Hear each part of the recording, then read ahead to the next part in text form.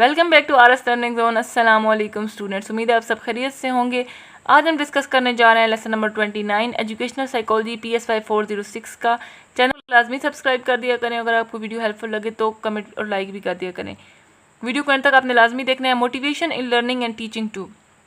अब इसमें हमने अब क्या पढ़ना है, देखें यहाँ पर हमने गोल और गोल सेटिंग के बारे में पढ़ना है।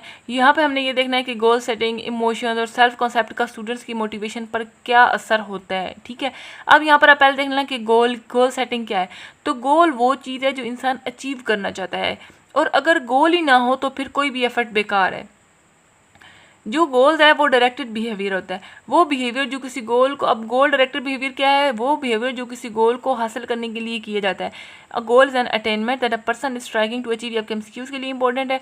यहाँ पे हमारे पास है गोल सक्सेस। ये जो पहली लाइन है, गोल डायरेक्टेड बिहेवियर आपने कर लेना है। गोल डायरेक्टेड बिहेवियर का ये कैसा बिहेवियर होता है, जो कि वो बिहेवियर जो किसी गोल को हासिल करने के लिए किया जाता है। अब इंपॉर्टेंस ऑफ गोल सेटिंग, यहाँ पे आपका इंपॉर्टेंट क्वेश्चन कौन सा है, इंपॉर्टेंस गोल सेटिंग की क्या इंपॉर्टेंस है।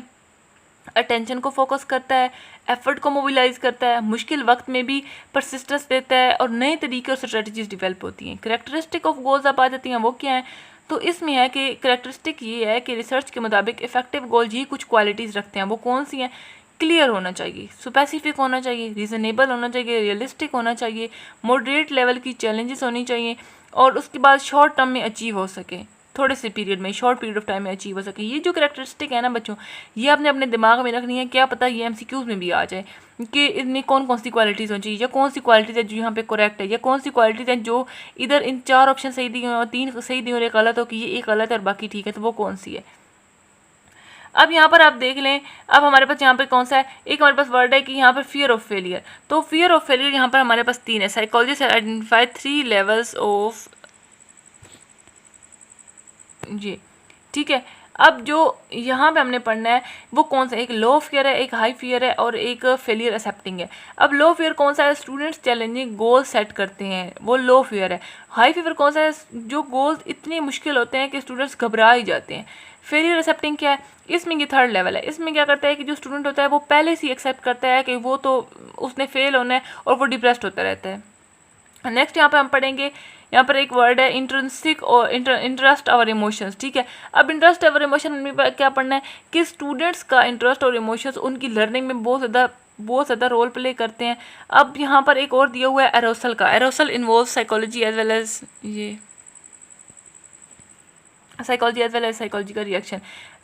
एरोसल क्या है, arousal these are the changes in blood pressure, heart rate and breathing rate. ये आपने एरोसल के लिए स्टेटमेंट याद रखनी है।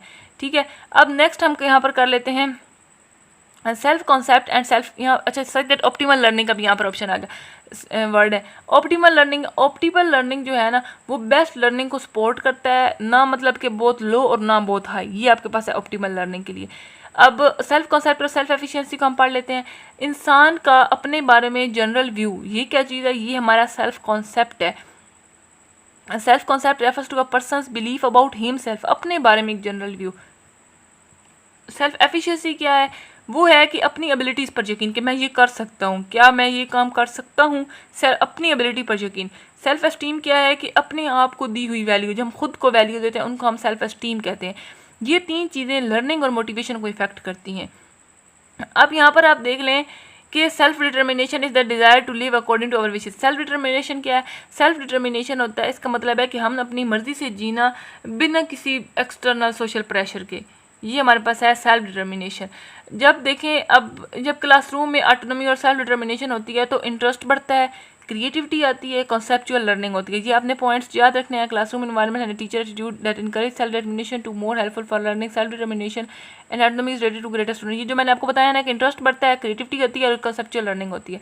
नेक्स्ट अगर हम टॉपिक देख लें, लर्नड हेल्पलेसनेस। लर्नड हेल्पलेसनेस में क्या है कि ये वो हालत है जब इंसान समझता है कि उसके एफर्ट्स का कोई फ़ायदा नहीं, ये लर्नड हेल्पलेसनेस। इससे अब 3 प्रॉब्लम्स होती हैं। कौन सी हैं, मोटिवेशन ख़त्म हो जाती है, एक तो सोचने समझने की ताकत ही ख़त्म हो जाती है, और नेगेटिव इमोशंस, होपलेसनेस, डिप्रेशन, ये सब कुछ आ जाता है।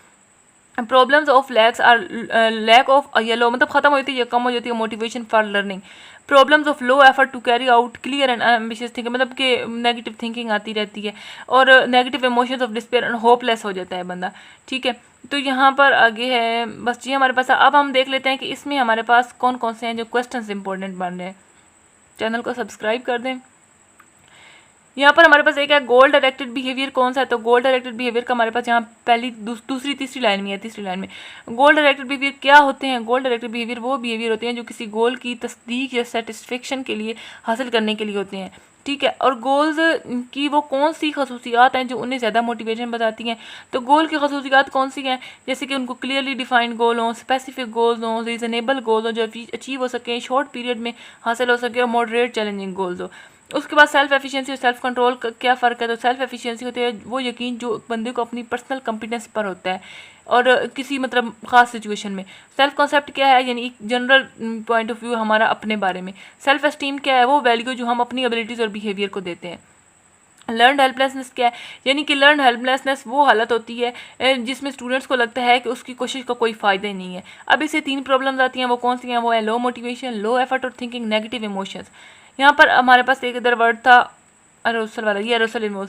ऑप्टिमल एरोसल का लर्निंग पर क्या असर होता है, तो इसका क्या असर होता है। ऑप्टिमल एरोसल लर्निंग ऑप्टिमल एरोसल में इंसान अलर्ट, अवेक और एक्साइटेड होता है। लर्निंग बेस्ट हो जाती है जब एरोसल ने बहुत ज़्यादा हाई मतलब कि जो एरोसल वो ना बहुत ज़्यादा हाई होता है ना बहुत ज़्यादा लो हो, और यानी ऑप्टिमल लेवल पर एरोसल लर्निंग को इन्हेंस करती है, ठीक है। लर्निंग बेस्ट होती है जब एरोसल ना बहुत ज़्यादा हाई हो और ना बहुत ज़्यादा लो हो। ये था जी हमारा आज का लेसन। मिलते हैं नेक्स्ट वीडियो में लेसन नंबर 30 के साथ। तब तक अपना ख्याल रखिए, मुझे अपनी दुआ में याद रखिएगा। अल्लाह ताला आपका हामी और नासिर। अल्लाह हाफिज़।